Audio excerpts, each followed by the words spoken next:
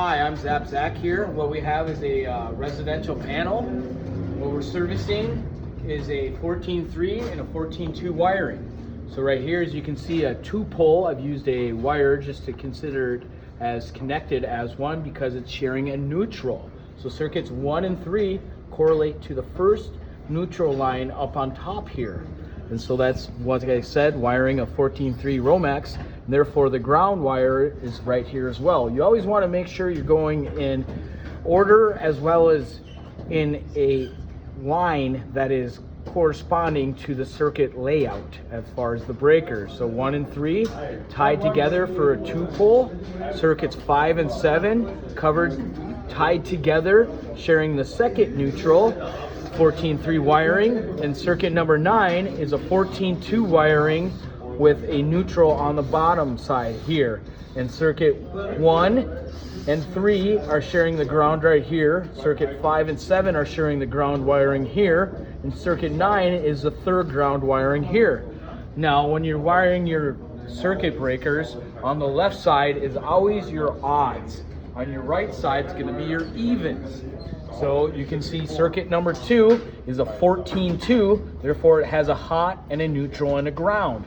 Circuit number 2's neutral is the top side right here, nice and clean and pushed to the back. You always want to create 90-degree angles. You don't want to be doing diagonals. It's bad in the panel because you got to be layering all these wires together. Circuits number 4 and 6 are a 2-pole once again, designated here. I don't have a 2-pole breaker, so I'm using single-pole breaker, 15-amp breakers tied together with just this line.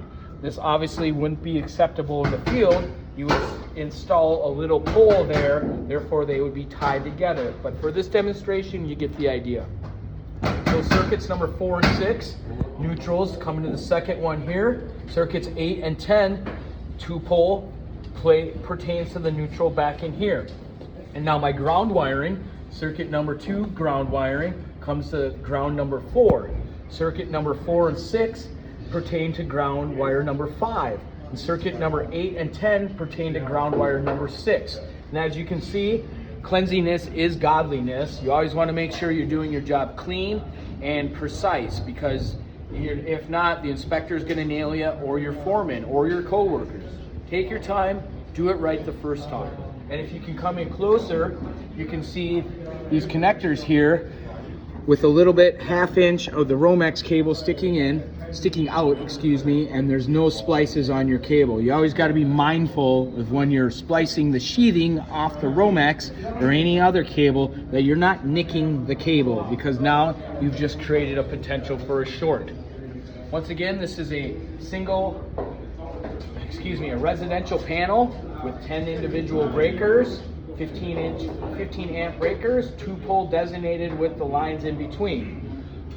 If you have any questions or comments, please go ahead and list them down below. Please follow me on Facebook, Instagram, and YouTube. Thanks for watching.